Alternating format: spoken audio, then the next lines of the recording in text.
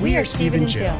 Together, we've been buying and reselling land since the 90s. Our data-centric approach leaves our buyers asking, how can you sell it so cheap? Here on the Land Academy Show, We answer that and more. Steve and Jill here. Hello. Welcome to the Land Academy Show, entertaining land investment talk. I'm Stephen Jack Butella. And I'm Jill DeWitt, broadcasting from sunny southern Scottsdale. I still had to figure this out. I feel so bad. I'm so sorry. I need to have a good... It's not your fault if we change the script. Well, you know what? I'm not sure that sits well with me. It's not like it's not sunny, and it's not like we're in southern Scottsdale, but it's like I need something a little catchier. Okay. So we got to work on that. Today, Jill and I talk about your income is directly correlated with the amount of mailers you send. I got this topic from Discord. If you're in our group, you know all about Discord. We recently, maybe a couple months ago, our staff set up a Discord account so we can all in real time communicate with each other and ask questions. And somebody was talking about how much mail they send, and it was a very small number. It was like 200 mailers a week. How are you going to make money off that? And I can tell you exactly where I know how that's going to go. Well, that person came from the Land Geek because he teaches that. He teaches, you and your family sit around the kitchen table at night and do about 20 stamps. 20 letters every day. And, that may work eventually, but why wouldn't you just send out 5,000 letters? I know. All I can think of is we'll talk about it, the yield, and you're scrambling for a deal. Plus the COVID might be on those stamps. There is that too. You don't want your kids looking at that stuff. Before we get into it, let's take a question posted by one of our members on the landinvestors.com online community. It's free. And by the way, if you're a Land Academy member, you can also find us on Discord.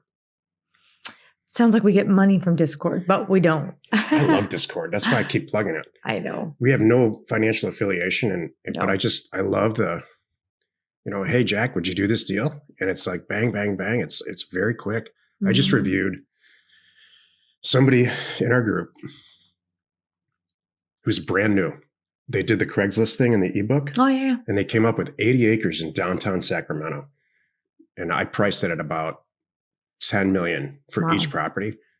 And which was a perfect pricing because I then about 20 minutes later found out it was listed on LoopNet. It's commercial property. It's being used as agriculture, but it's a subdivision waiting to happen. And they're listed for $22 million each. So I was right. At $10 million, we would have done okay. So what happened? Well, it was already listed for $20 million. Oh, they can't still get it? They don't have an agreement? No, this person, and she did the right thing. She's just brand spanking new. She's doing the Craigslist thing. She just like I tell everybody, go on Craigslist, type this in. Oh, so someone said, I want to sell. Yeah, to sell, the owner. And she said, I'll offer you 10. And they're like, ha, ha, ha. She said, no. She said, I can live with 16.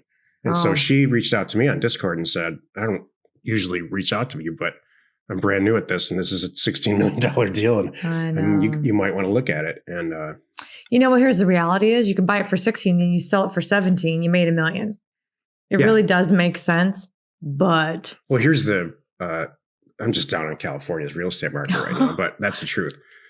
But, and here's how it ended. I said, we just do not ever, without exception, buy property that's already been listed. Yeah, I don't want to play with that. Yeah, I agree with you. Your reaction is the same reaction I had. It's like, darn. Oh, darn. Somebody got there first. And exactly. It's like the guy I just talked to. We're totally off topic, but. Yeah, completely. But at 10 million, we would have gotten involved. Yeah. So I get it. All right. John wrote, can I market a property under contract with the owner's permission? Or for that matter, without? And by that, I mean also listing it with an agent. I'm relatively new on this forum, not familiar with the etiquette yet, and I would not like to overuse the generosity of the members, that's so sweet, by submitting my questions, but would certainly appreciate the answer. Okay, let me back up. The main thing is owner's permission. Man, if you can get it in writing, the owner says it's to be the same thing as if you were doing an option, where you're like, hey, I'm going to go out and try to market this and sell it. I just have, you have it in writing that it's okay. And you have it's for 90 days. And if this would be the purchase price, something like that. That's cool. So totally, you could kind of look at it like that. So if you've got it in writing, the owner says, go for it, start marketing it while you're buying it. I'm totally cool with that. You can't list it with an agent, though. That listing agreement's a binding contract, and it needs to be with the person that owns the property, not that's just a tough who one. has not just a person who has an equitable interest. Because you know what it would be? I know people that do crazy things like this, and it's not correct, and you don't want to be that guy, because basically the agent is representing the seller, and it's like the agent representing the person representing the seller. You don't want to get caught in the middle there, because someone's going to go, "Hi, where's your license?" You're like, "Oh, I don't have." What you're describing in a roundabout way is a classic option agreement. That's what I was mentioning. Yeah. So if you have an option and don't do the agent part, you're good. Today's topic: your income directly correlates to the amount of mailers you send. This is the meat of the show. I would not have structured that sentence that way, but I'm taking this as a direct quote from Discord. I can't, like, the title speaks for itself. If you want to send out 200 mailers a month, you're going to fail at this. I mean, eventually you're going to buy a property, but why? How about a week? Nope. A day? You stand a chance. 200 a day. You stand a good chance. Now why you're would okay. you do that? Right. Why wouldn't you just send out 2,000 or 3,000? I mean, last week we had a whole show about how much mail you should be sending out, where you are in your career. Mm-hmm. And Jill's little Land Academy ladies group, I heard them talking about that. And I think it was Lori Phillips, one of our members who helps us out in the education company, Land Academy, saying maybe it was on Discord, she sends out about 25,000 a month. Right. So bless you, sweetheart. Excuse me. Thank you. If this is a real podcast, we would edit that out, but I'm not going to. I know we don't do that. And if this was a real desk and office, I'd have Kleenex around. You can wipe it on my sleeve. Yeah, we're good. That's how I that's know, okay. I love you. Hey, I know. If I got the COVID, you got the COVID. Yeah, we would have gotten it a long time ago. If I'm getting it, you're getting it, and vice versa. That's just the way it is. So the first time ever, I'm at a loss for words. Like, I don't know what else to say on this topic. You got to send out a ton of mail. That's all there is to it. Can I explain why? Of course. So it's true. We all know, like, funnels, and things like that. If you're anywhere in sales, how you have to have X amount of whatever it is, buyers, leads, customers, whatever you want to call that, to funnel down to get one that's interested in, and it's true. It's all true. You're not going to have a 1-to-1 ratio. Every customer walks in the door. Every customer is going to buy from me just because they walk in the door. That's not true. So it's the same thing with these offers. You've got to get so many out there to get deals. And I would argue that if you're in our world and you're listening to this show, it's because you want to get great deals. So we send a tremendous amount of mail. We could buy a lot more property than we do. We are choosing not to. Why? Because I'm not retail. I'm here to make some money. I'm not going to buy something that's worth $300,000 for $300,000. I'm not going to make any money. I'm not here to mark it up, and I don't even know what I would do or improve it, something like that. I'm here to find, some great deals, and you need to have stuff to choose from. So if you don't send out a lot of mail, if you did 200 offers a week, so what's that? 800 a month, roughly. That's not a lot of juice. By the time these people reach back out to you and you're looking at them, you may have a handful that you're considering. And then are they even that good? When you're doing that low, you're going to find yourself scrambling to make a deal happen. You will often, see something that's not there. Just like, I got to get something. I got to buy something this month. What's the best of the worst? Which is really what you're looking at. Instead of spending, I know it sounds crazy, but let me tell you why, and you're going to get it. What if you spend $10,000 a month? And I know people that do this. It's not spend 10 like us. $10,000 a month on mail. What, Jill? Are you crazy? Why would I spend $10,000 on a month on mail? Because you know what?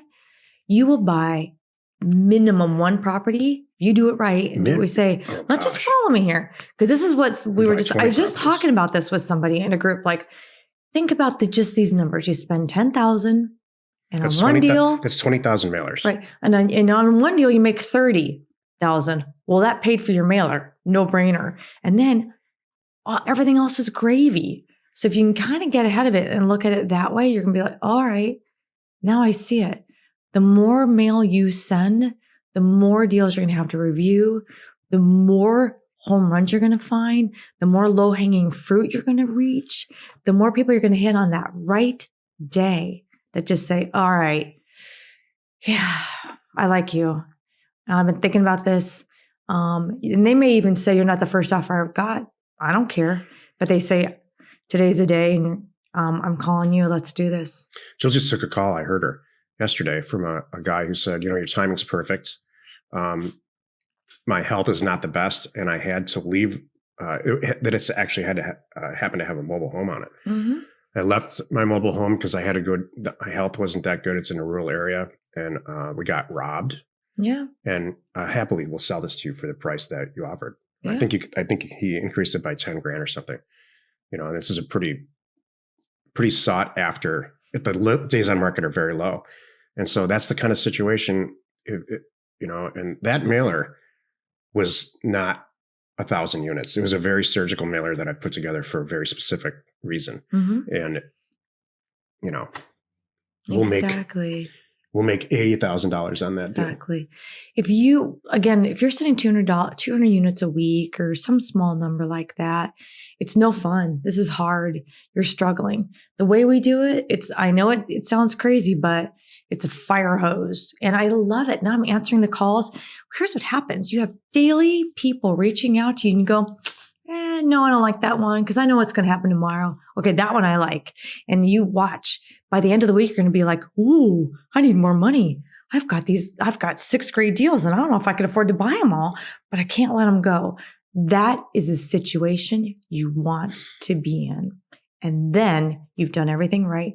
And don't stop. Keep it going. And you reach out to people like me and a lot of people in our group. There's us, Land Academy Deal Funding. I'll fund your deals all day long. Yep. And everybody in Land Tank will also. I'm going to make a fishing analogy here. If you you go get a commercial fishing license, you go buy a boat, you learn how to fish, takes a year, and then you do all that, and then what? You go out once a week and put one line in the water?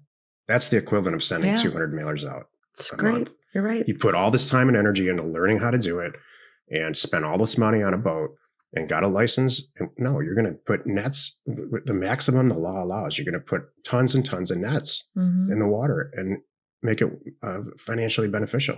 Mm-hmm. Exactly. I'm happy you could join us today. Are you, Stephen? I love it. 5 days a week, you can find us right here on the Land Academy Show. Tomorrow, the episode on the Land Academy Show is called Self-Discipline 101. You are not alone in your real estate ambition.